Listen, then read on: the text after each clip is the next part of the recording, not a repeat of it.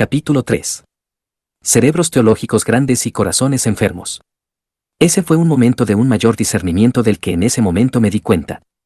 Vuelvo la vista atrás y lo veo como un dulce momento de un rescate divino, justo la clase de gracia que iba a ser la pasión del ministerio al que había sido llamado. Estaba haciendo una exégesis abriéndome paso en Romanos, la exposición fundamental del Evangelio hecha por Pablo. Había tomado un cuaderno tamaño oficio y había cortado un cuadrado en la esquina superior derecha de cada tercera hoja para que pudiera pegar una página del texto en griego a ambos lados de la página. Después llené las hojas con las correspondientes notas exegéticas, los bosquejos de los sermones y las ilustraciones. Fue un ejercicio que reunió todas mis habilidades ministeriales recientemente enseñadas y recién adquiridas. Encontré el ejercicio retador y emocionante. Me sentí orgulloso de que mi cuaderno estuviera lleno con mis notas de Romanos. Me sumergí en un mundo embriagador de sintaxis de lenguaje y argumentos teológicos. Trabajé en los tiempos gramaticales, en los contextos, en los objetos y en los conectores. Estudié etimologías y el vocabulario paulino. Traté de conectar cada detalle ínfimo con la intención global del autor. Consulté a todos los expertos, sopesando discernimiento sobre discernimiento y opinión contra opinión. Horas incontables de estudio privado y disciplinado estaban representadas, hoja tras hoja, en esas notas escritas en hojas de tamaño oficio. Todo era tan gratificante. Una tarde, después de horas de hacer una exégesis de la siguiente sección de Romanos, me di cuenta.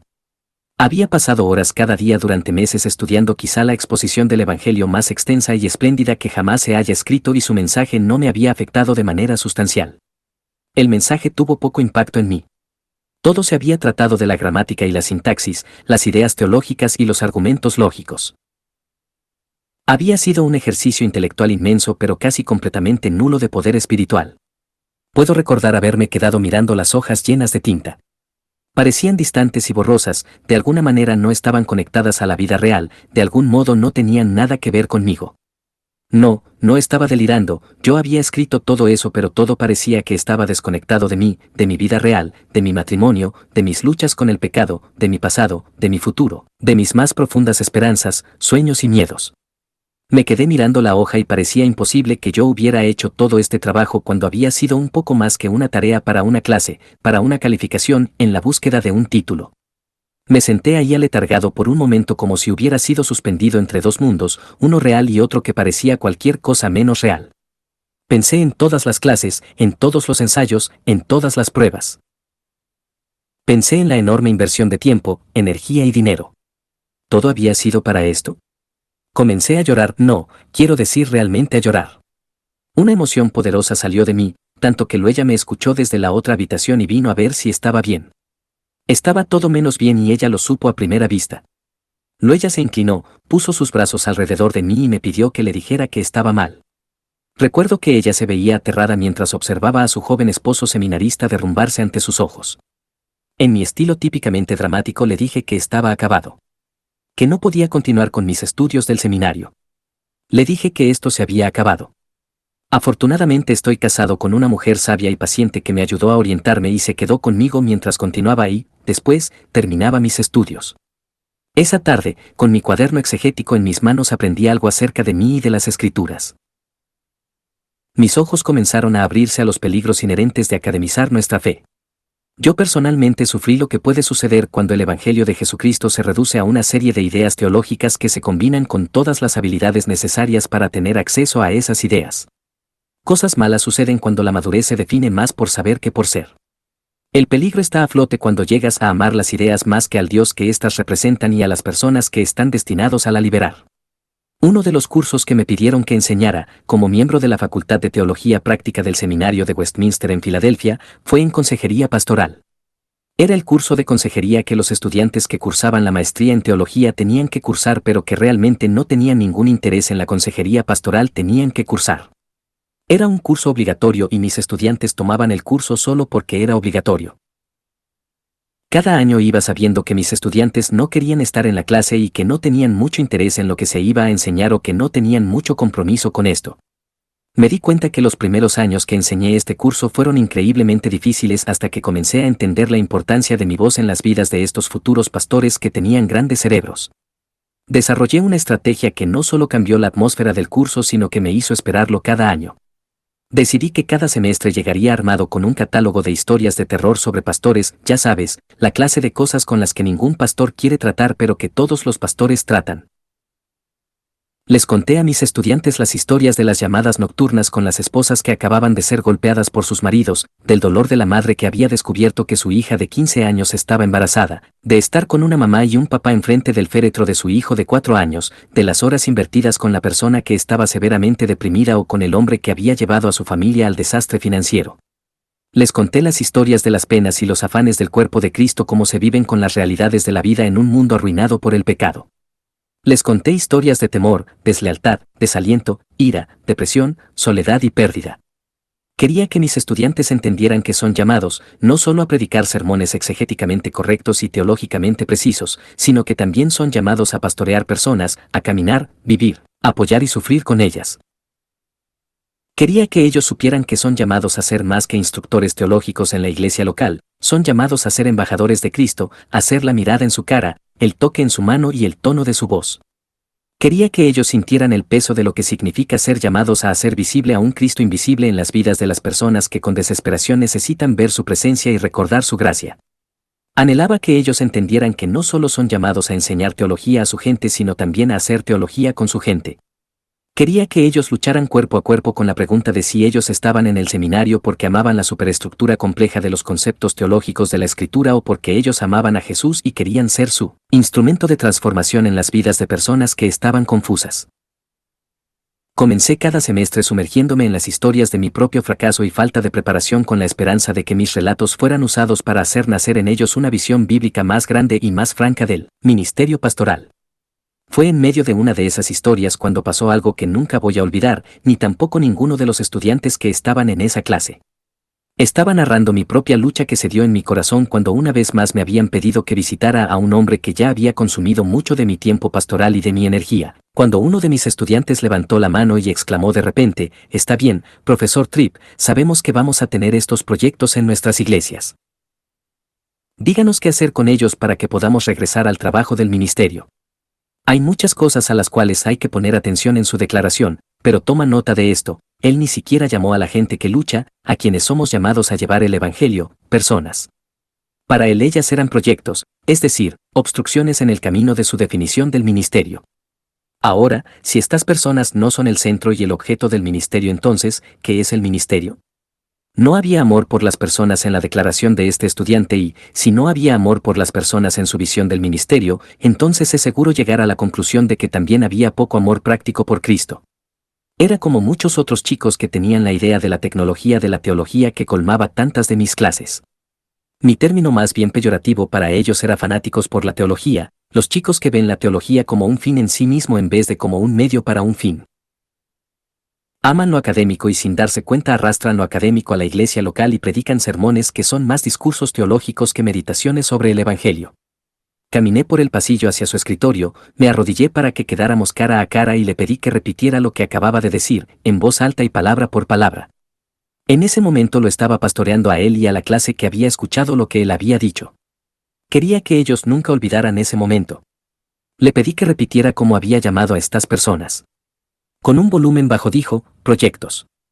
Fue un maravilloso momento que Dios nos daba para la enseñanza.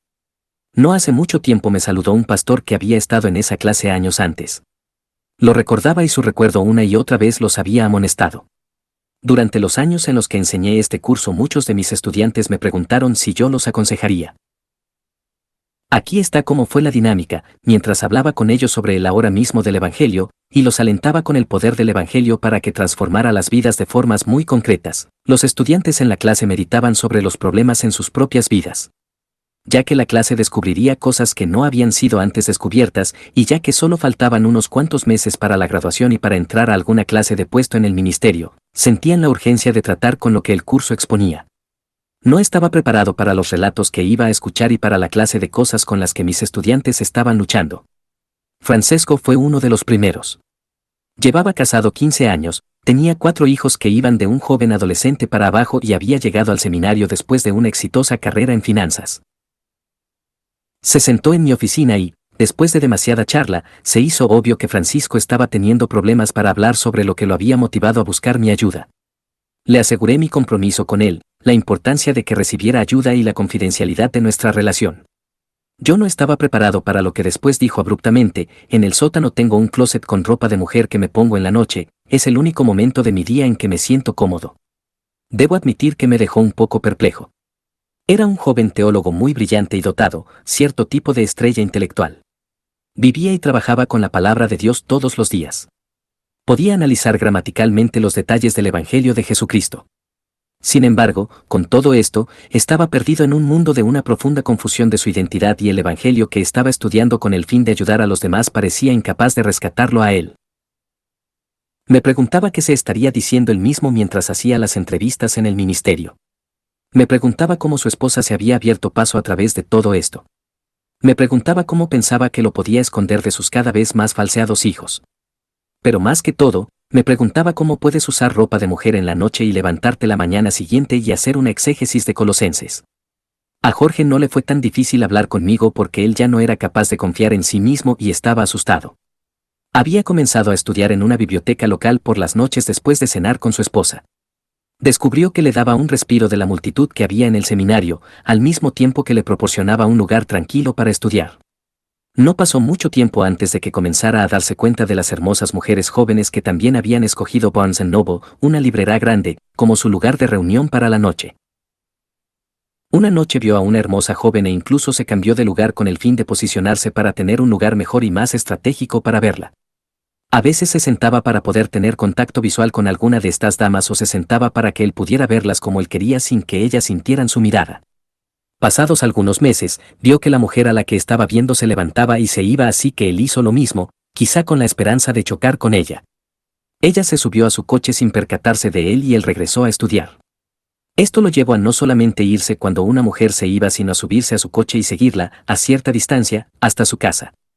Él pidió verme después de la noche en que había seguido a una mujer hasta su casa, se había bajado de su coche y había caminado hasta su puerta. Justo antes de tocar, se asustó y corrió a su coche y se fue.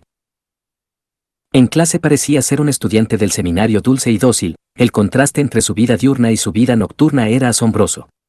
Me contaron historias de matrimonios casi arruinados, de violencia familiar, de mujeres que estaban listas para irse, de hombres iracundos, de relaciones rotas con los hijos y los parientes, de pecado sexual oculto, de conflictos con los vecinos y en la iglesia, de deudas abismales, de batallas con la depresión y la ansiedad, de pensamientos obsesivos y compulsivos y de pornografía en Internet. Entre más escuchaba, más me convencía de que las cosas a las cuales estaba siendo expuesto en las vidas de mis estudiantes no solo eran individuales, eran sistémicas. Tomé la decisión de que iba a pastorear a mis estudiantes, iba a aplicar lo que fuera que estuviera enseñando a los pensamientos y motivos fundamentales de sus corazones. Me convencí de que es peligroso manejar la escritura de cualquier otra manera. Sin embargo, cuando me esforzaba para hacerlo así, muchas veces alguno de mis estudiantes conseguía hacerme retroceder. Un estudiante incluso hasta me confrontó enfrente de toda la clase diciendo: «Profesor Tripp, nos estás predicando. Este es un salón de clases del seminario, lo que quiere decir que esta no es tu iglesia y nosotros no somos tu congregación». Sí, esto realmente sí sucedió. Con los años he escuchado demasiado: «Vamos a tener que saber esto para el examen, y no lo suficiente, ayúdame a entender cómo vivir a la luz de lo que nos estás enseñando ahora». He recibido muchos ensayos arrogantes y seguros de sí mismos de mis estudiantes que se veían más como mi maestro que como mi estudiante. Leía y temblaba al pensar que muy pronto iban a ser el pastor de alguien. ¿Estaban todos mis estudiantes en alguna clase de problema espiritual personal? Por supuesto que no, pero muchos lo estaban y la mayoría de ellos no tenían ni idea, a pesar de que se estaban viendo en el espejo de la palabra de Dios todos los días. Esta triste experiencia ha sido un motivador importante para escribir este libro. Me ha llevado a meditar en esta pregunta y hablar de esto con los demás: ¿qué es lo que está mal con la forma en la que buscamos preparar a las personas para el ministerio de la iglesia local? ¿Qué estamos haciendo con la palabra? Tengo un amigo, de quien he escrito antes, que se convirtió en un apasionado cultivador de rosas. Su jardín de rosas era el más bello y saludable de la comunidad y tenía la mayor variedad de rosas. Hacía todo lo humanamente posible para podar, proteger y alimentar sus rosales para que estuvieran fuertes y fueran fructíferos. Durante la época, trabajaba muchas horas todos los días en sus rosales. Lo hacía con disciplina y perseverancia. Él mismo se decía que lo hacía porque amaba las rosas. No le importaba tener que madrugar o la jardinería que tenía que hacer, que en repetidas ocasiones lo mantenía ocupado hasta la noche. Su esposa pensaba que estaba tocado de la cabeza y sus amigos se preguntaban qué había en las rosas que habían atrapado a este tipo, pero nada parecía debilitar su resolución.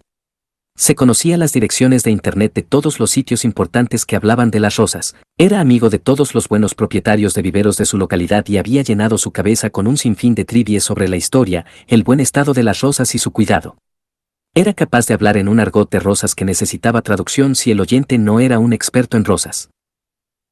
Un viernes por la tarde, después de 3 horas de trabajar con sus rosales, estaba viendo por la ventana mientras se lavaba las manos en el fregadero de la cocina, cuando de repente se impactó porque la única cosa que no había hecho con sus rosas durante todos esos años era disfrutarlas. Estudió el mundo de las rosas. Había cultivado la tierra alrededor de sus rosales. Había podado con cuidado sus setos. Había regalado muchas rosas a otras personas. Había alimentado y regado sus rosas. Había tenido largas discusiones con otras personas que sabían de rosas. Había pasado tiempo en los invernaderos locales aprendiendo más y examinando los arbustos de laurel con la intención de comprarlos.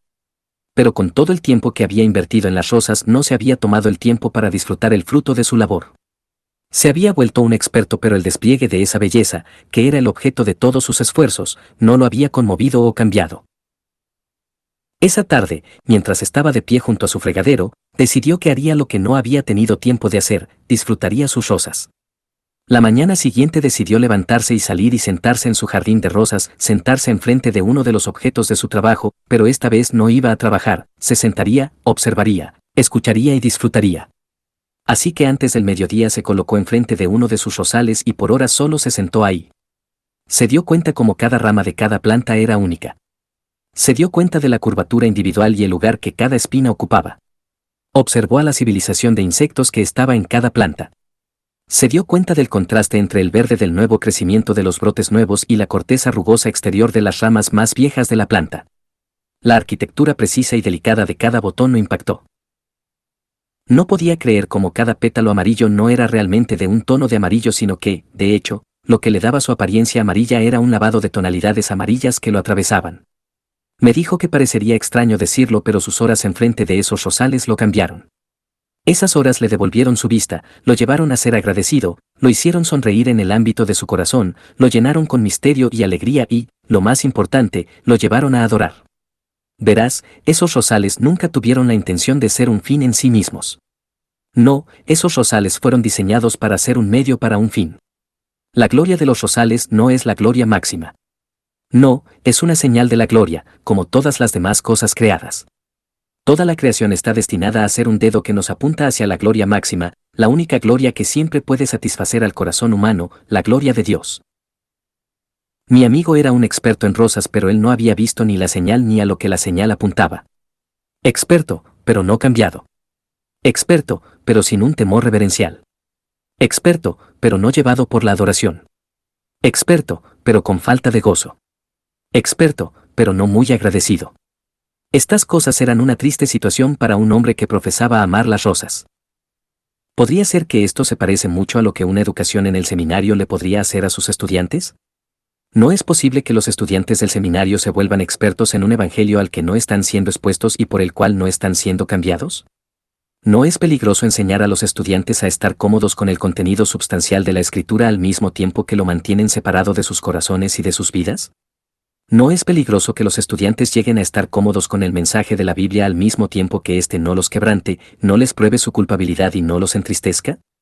¿No es importante que los estudiantes del seminario se enfrenten todos los días con las implicaciones personales de este mensaje que están aprendiendo a analizar y que van a entregar a otros?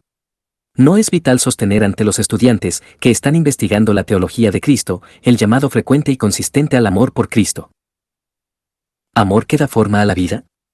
¿Podría ser que muchos estudiantes en el seminario están demasiado ocupados con lo académico como para sentarse enfrente de la rosa de Sarón en temor reverencial, amor y adoración? ¿Podría ser que al academizar la fe, sin darnos cuenta, hemos hecho del medio a un fin, el fin? ¿No debería cada institución cristiana de educación superior ser una congregación de fe que sea cálida, que estimule el desarrollo, que se centre en Cristo y que esté motivada por el Evangelio? ¿Podría ser que, en vez de tener como nuestro cometido estudiantes que hayan dominado el libro, nuestra meta fuera graduar estudiantes que han sido dominados por el Dios del libro? Isaías 55, uno de los más hermosos ofrecimientos de la gracia que se encuentran en la Biblia, justamente nos enfrenta con este punto, porque como desciende de los cielos la lluvia y la nieve, y no vuelve allá, sino que riega la tierra, y la hace germinar y producir, y da semilla al que siembra, y pan al que come. Así será mi palabra que sale de mi boca, no volverá a mí vacía, sino que hará lo que yo quiero, y será prosperada en aquello para que la envié. Porque con alegría saldréis, y con paz seréis vueltos, los montes y los collados levantarán canción delante de vosotros, y todos los árboles del campo darán palmadas de aplauso. En lugar de la zarza crecerá ciprés, y en lugar de la ortiga crecerá arrayán, y será a Jehová por nombre, por señal eterna que nunca será raída. Versículos octubre de 13. He escuchado muchos sermones, de la primera estrofa de esta gran promesa, que se han predicado. Es muy alentador saber que la palabra de Dios no va a regresar vacía. Es muy motivador saber que las palabras de Dios siempre cumplen el propósito de Dios. Es maravilloso entender que no me tengo que preocupar por los resultados y las consecuencias. Es bueno saber que el Dios de la palabra tiene un propósito para su palabra y que Él está detrás de su palabra, asegurando su productividad. Todo esto es sorprendente y alentador, pero siempre me quedo un poco como un hombre loco cuando escucho a un predicador exponer esta declaración sin analizar la pregunta crítica que esta declaración deja. Declarar que la palabra de Dios siempre va a cumplir su propósito te deja con la pregunta ineludible, ¿cuál, entonces, es su propósito? Simplemente no puedes entender la genialidad y la esperanza de este pasaje sin responder esta pregunta. Verás, es muy posible y, desgraciadamente, bastante normal que usemos la Biblia de una forma no bíblica. Incluso teniendo en cuenta la intención que Dios le da, tú te puedes acercar, manejar y hacer uso de la palabra de Dios en maneras que estén fuera de su propósito planeado. La segunda estrofa de este pasaje contesta la pregunta que la primera plantea. Con hermosas descripciones vívidas enfocadas en la naturaleza, nos llama a reconocer que el propósito máximo de la palabra es la adoración.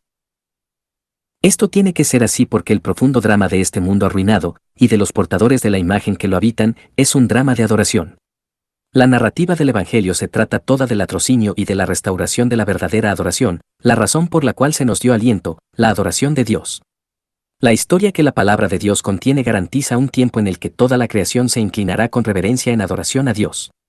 Todo pecado es idolatría y la obra de la gracia es recuperar para Dios los deseos más profundos, las pasiones, los pensamientos y los motivos de nuestro corazón. Esto nos enfrenta al hecho de que el contenido y la teología de la palabra de Dios no son un fin en sí mismo, sino que deben verse como un medio hacia un fin. El fin que se pretende de este contenido es la adoración que honre a Dios y que moldee la vida. Pero hay más que nos deja preguntando, ¿cómo se produce esta adoración que sale profundo del corazón? Aquí es donde el pasaje sigue adelante. Emplea una de las descripciones vívidas más raras de la Biblia. Recuerda, la metáfora dominante es la caída de la lluvia y la nieve. De manera extraña este pasaje dice que cuando la lluvia desciende, la zarza crecerá ciprés y la ortiga crecerá arrayán. Ahora, piensa conmigo. Si tienes una pequeña zarza en tu patio y si la nieve y la lluvia la alimentan, ¿qué esperas obtener?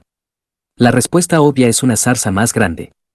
Si la lluvia y la nieve riegan la ortiga que está en tu patio, tú sabes que el resultado va a ser una ortiga más grande. Pero no es así con la palabra de Dios. Cuando esta lluvia cae en la zarza, en realidad se convierte en algo orgánicamente diferente. El cuadro aquí es el de una transformación esencial, específica y personal. Cuando la palabra de Dios, que el pueblo de Dios enseña fielmente y a la que el Espíritu de Dios le da poder, desciende, las personas se vuelven diferentes. La gente lujuriosa se vuelve pura, la gente temerosa se vuelve valiente, los ladrones se convierten en personas que dan, la gente demandante llega a ser un siervo, las personas iracundas se vuelven pacificadores, los quejumbrosos se vuelven agradecidos y los idólatras llegan a adorar gozosamente al único Dios verdadero. El propósito final de la palabra de Dios no es la información teológica sino la transformación del corazón y de la vida. Los conocimientos bíblicos y la experiencia teológica no son, por lo tanto, el fin de la palabra sino un medio decretado por Dios hacia un fin y el fin es una vida radicalmente transformada porque en el centro de esa vida se ha recuperado la adoración. Esto quiere decir que es peligroso enseñar, hablar y hacer una exégesis de la palabra sin tener en mente esta meta. Debe ser la meta de todos los profesores del seminario. Debe ser la oración de ellos por cada uno de sus estudiantes.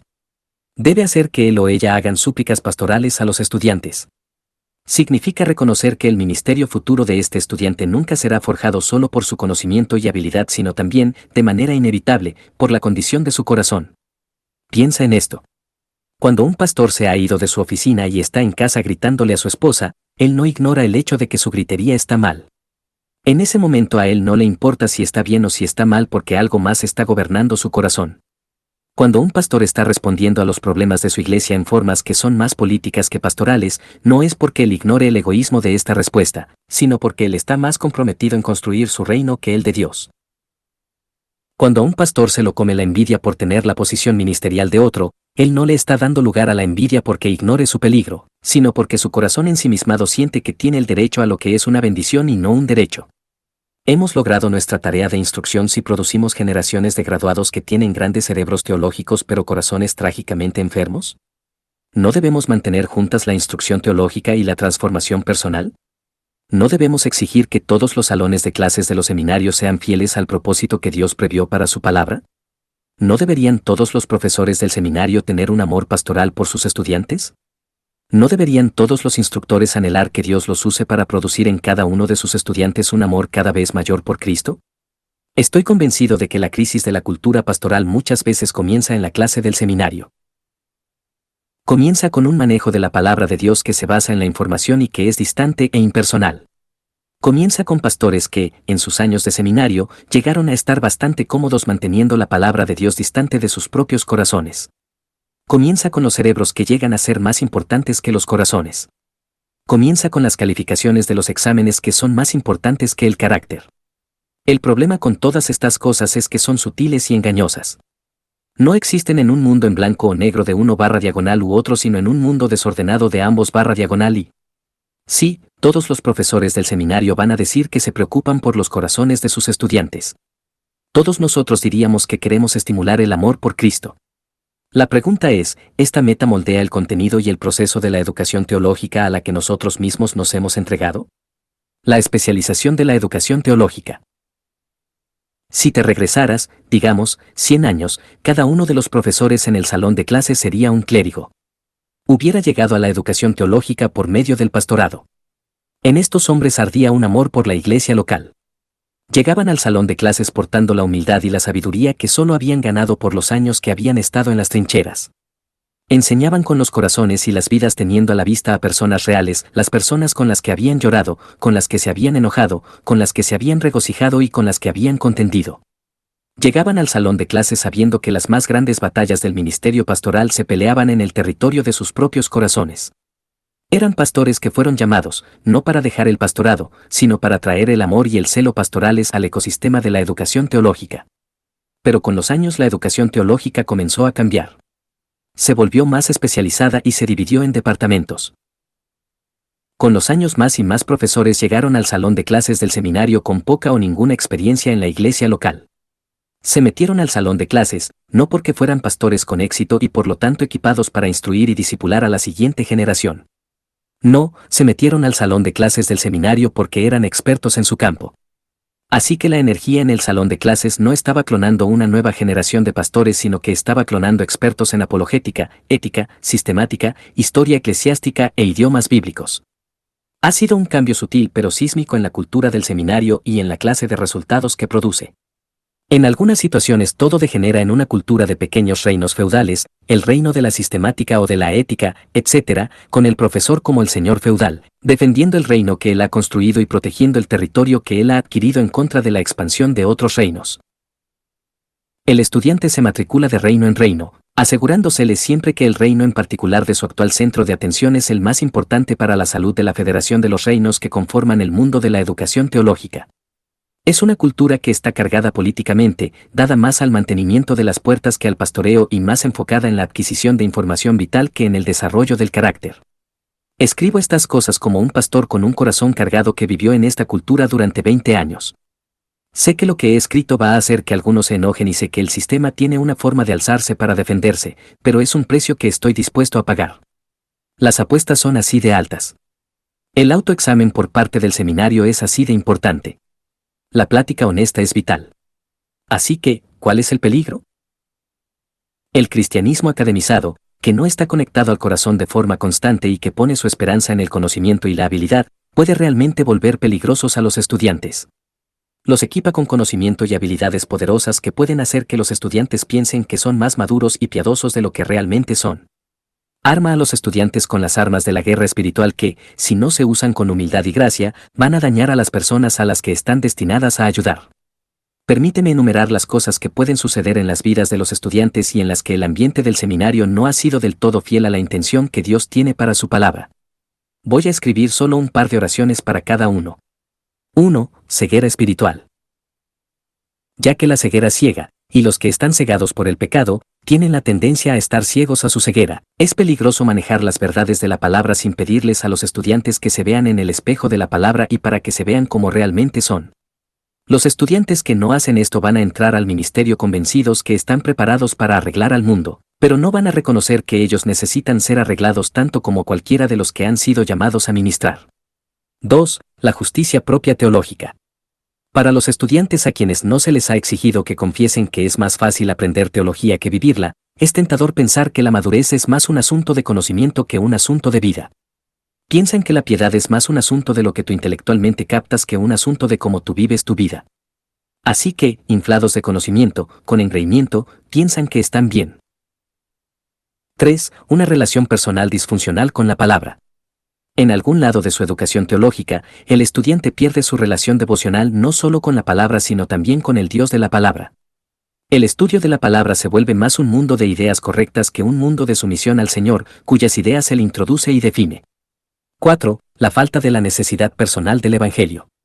Ya que el estudiante ha llegado a pensar de sí mismo que es más maduro de lo que realmente es por el conocimiento que ha adquirido, no se acerca a la palabra de Dios con una devoción y con una necesidad en el corazón. Su estudio de la palabra lo lleva una y otra vez a su escritorio, pero rara vez lo lleva a arrodillarse. 5. Impaciente con los demás. He escrito y dicho muchas veces que nadie da mejor la gracia que la persona que está profundamente convencida de que ella misma necesita la gracia. Las personas que son fariseos tienden a ser personas que critican, que son arrogantes e impacientes con los demás. 6. La perspectiva equivocada sobre el ministerio. Por todo esto, el ministerio se basa más en la exactitud teológica que en la adoración del Señor Jesucristo y el amor por Él. El sermón se vuelve más un discurso teológico que una exposición de la gracia del Evangelio y una súplica para correr en busca del Salvador. Desgraciadamente, muchas veces se basa más en la pasión por las ideas que en el amor por las personas y por Cristo. 7. Ninguna comunión viva con Cristo. Todo puede finalmente degenerar en un cristianismo que tiene menos de Cristo y que pone su esperanza en la teología y las reglas y de alguna manera olvida que, si la teología y las reglas tuvieran el poder para transformar el corazón de los idólatras, Jesús nunca hubiera tenido que venir, vivir, morir y resucitar.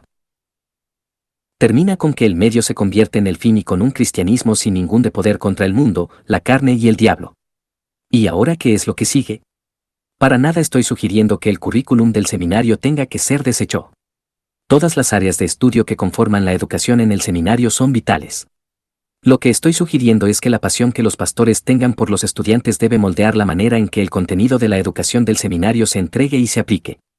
Lo que estoy sugiriendo es que los profesores de los seminarios se comprometan con formar una congregación con sus estudiantes y que siempre enseñen teniendo en mente el corazón y el poder transformador del Evangelio como su esperanza. Lo que estoy sugiriendo es que el estudiante del seminario debe sentir que sus profesores lo conocen y lo aman y que, en el proceso de su educación, va a llegar a conocer su corazón y a su Señor de una forma más profunda y más plena.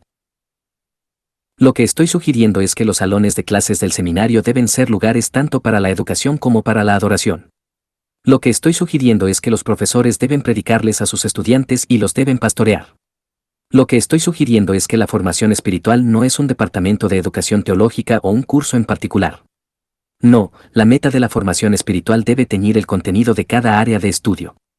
Por último, lo que estoy sugiriendo es que cada curso de estudio mantenga enfrente de cada estudiante a un Salvador hermoso cuya belleza por sí sola tiene el poder de aplastar cualquier otra belleza que pudiera conquistar su corazón.